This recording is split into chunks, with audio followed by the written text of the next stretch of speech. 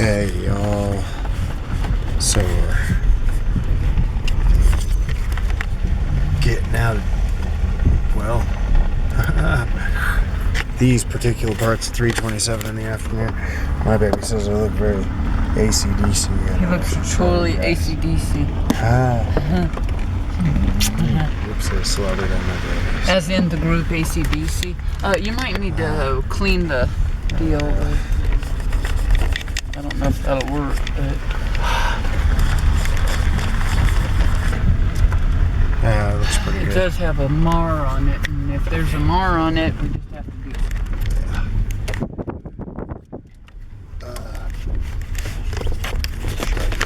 Do we have the phone? Do we have our phone? Yeah, the phones Easily accessible? are easily accessible. Oh, cool. You want me to grab them? Sure, just so you can check the text. Good idea. I'm trying to make it so we can.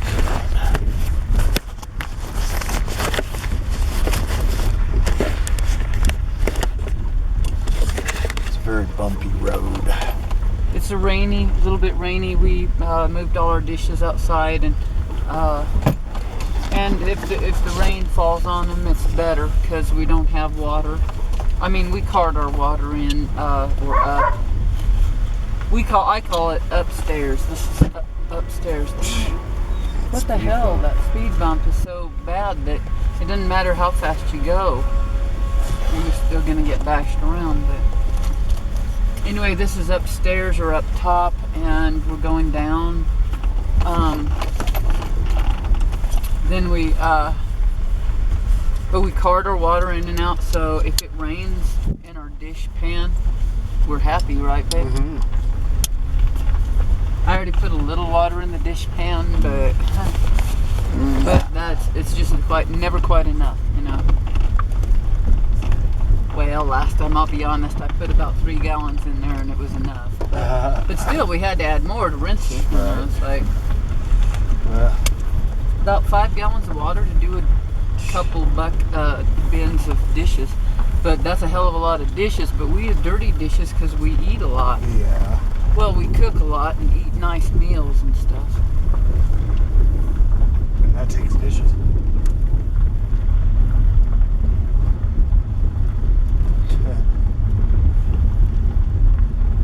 So anyway, we're happy it's raining for that reason. And it doesn't rain so much that it's really floody or anything. It's just a little sprinkle and a little bit of water in the bottom of the dish pan. I feel like going fast, honey. Just like... Careful, baby. Shit. My brakes aren't that good, so maybe I shouldn't be so carefree. Not a lot of traction on this road. Even with brakes. That reminds me. I don't want to bear any bad tidings, but I think at least one of your back tires should be replaced. Replace? Sure, we need to replace all of my tires. Yeah. But they're expensive because they're all-weather tires. Yeah. And we can't get by on anything else other than all-weather God, tires. we know that from experience. Well, I know it from lots of experience here in this town. You're going up and down mountains, and you're always riding the brakes in Santa Fe, and we got to have really thick all-weather tires, but they're like, I don't know, $500 at least for all 4 new ones. So we'll put that on our list of things to do. Yeah, in the meantime, we're fine. Yeah. We're cruising. We're cruising.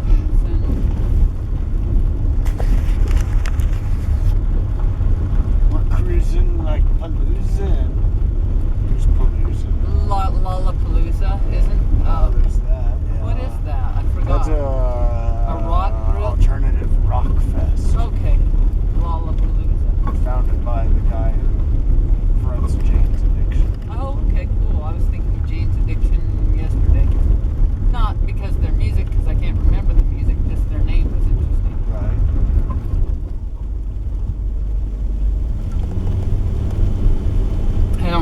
what I was talking about with regards to that. I think it was about our eclipse. That they're addictive. They are. I'm addicted to them.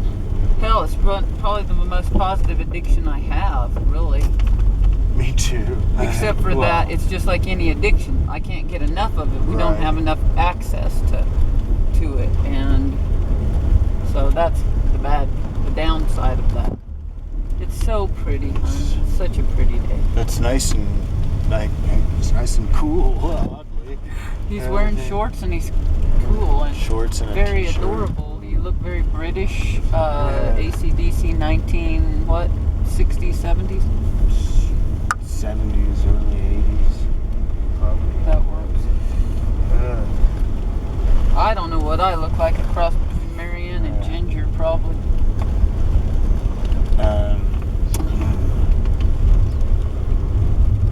Well, once again, you look like you should be with horses, to be baby. Nice. My baby should be out riding horses. With cool. This wind blowing through your hair. On a steel horse I ride, or an aluminum horse. What is this? It's not aluminum, careful. but they're always fiberglass. Road work up here, you guys. What the hell? I don't get it, man. I mean, they act like this is the damn highway, but it's for the best because we need nice, good roads coming up here. But man, they're always working on these roads. I think I just said that. They are, but you got to emphasize stuff through repetition sometimes. You look like a beautiful country girl, but you also look like you should be strapping into the cockpit of an airplane, baby. And like a Snoopy. The scarf, baby. That's what does it. Yeah. The scarf pulls it together.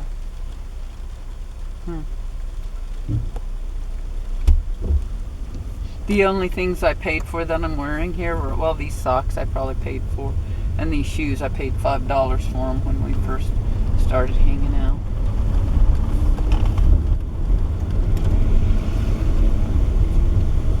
Uneven lanes ahead.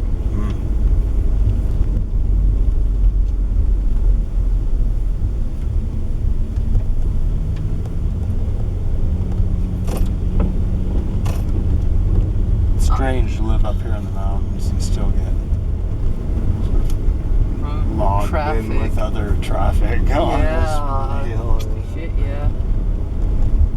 I'm sorry, I always leap to the conclusion and don't give you time to do the pause. Right. Not to pause, do the pause. Well, you have to the pregnant pause, you know. Probably just because I haven't figured out the words yet. Well, that's all right. It's part of the drama. It's part of the theatrics. That's my point. And I go ruining it like an American. You're more, I don't know what you would be influenced by. A culture that's, you know, more, well, maybe it's New Mexican is the culture. Or maybe Mexican. But Mexicans speak very quickly. Yeah. You know? But, I don't know. It's something about being willing to take your time and having a lot of pauses and silences in what you say. And I can't stand silence, so I jump directly to the end. I need to be more comfortable in the silence or the process. Now, of course, I'm tripping out on the whole concept of, well, I'm not really tripping out that much, but the concept of me figuring out my words. It's not like I sit and figure out my words before I'm going to say them. Sometimes I just pause and then the words come thereafter. I don't know. It's occasionally find myself in a situation where I maybe consciously stop and think, how shall I phrase this? Or whatever, you know. How do I dare? Part, no. Do I dare to eat a peach? Well, do ya? Punk. No, I mean they're too fuzzy. Yeah. I like them, but they're not my favorite. Pears would be much more my speed. I like pears. Of a fruit, you know. I like peaches too, though. I wouldn't. You do? I like them. I'll eat them, like I said. But if there's a pear next to the peach, yeah, of course, every single time. But every single time. Yes, every single time. Wow. But you love pears, so why does that surprise you? Well, because I think that at like maybe that 100th out of 100 times, Yeah. you might say, fuck it, I want a peach this time for a little variety. And that might happen if you had like unlimited peaches. Or pears. Pears, yeah. Or peaches, but I mean, I like you, like It's like the strawberry donut. You know? Well, okay, You let's- never eat the strawberry donut if there's a chocolate donut available. Right. Hell, maybe you'll eat both, but if But you're not only allowed to pick one or the other, yeah, yeah, it's always going to be chocolate. hell yeah. But okay, let's be honest. I like peach cobbler. Let's be honest. I All like right, baby, it. let's get down to the nitty gritty. I do like peach cobbler, and I'm good at making it if I have one of those Jiffy cake mixes, a yellow cake mix, Those are good. and a can of peaches. Sure. You mix it together. You make the cake mix, and then you put it in a pan, a little glass square pan or whatever we have, and you start the oven, and then you pour the peaches in with all the juice, Right. and then you pour the batter into it, and then you cook it, and it comes out as peach jam cobbler, and you can cover it with, you can put a little brown sugar over the top Wow. of that and bake it. Caramelized brown sugar with, okay. Nice. Then what do you do to make it really over the top? I'll give you one guess, honey. When you pull it out of the oven, you got to be ready to eat it, basically. Wow. Okay, I don't know. Ice cream. Ice cream. Vanilla ice cream. You were saying like I thought you were going to say ice cream, but the answer is ice cream. Ice cream. Vanilla Ooh, yeah, ice baby. cream, the best stuff you can get, but sometimes the best stuff you can get is the cheapest stuff, but it's still good. Wow. Hell yeah, I've made that on many an occasion Hell yeah. to eat basically by myself, but not always by myself, but most of the time, because there ain't enough to go around of that. But anyway, it's not to say I'm stingy, but Well, we're gonna have to try that. well, we will try it, but we got to get propane in our RV first. Huh? Oh yeah. Okay, so that's no kidding. We're like running out of stuff. We're Still, really running but we're out all, of on the stuff. other hand, we're keeping on top of other stuff. So I don't know.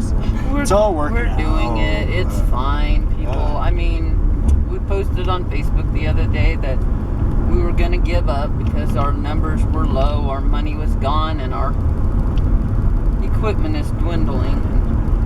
But in all honesty, good things are happening, and we realized that.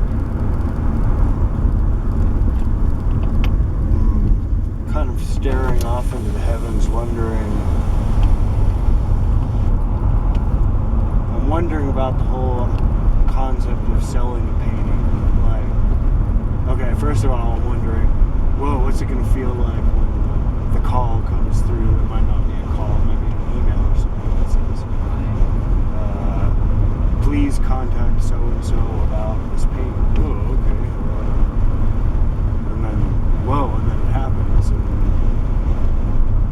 I'm sure Well- we're both like, wow. I'll tell you what it feels like because I've had it happen. Well, yeah, dude. I mean, It feels shocking because like something you had anticipated and hoped come true Sure. is coming true.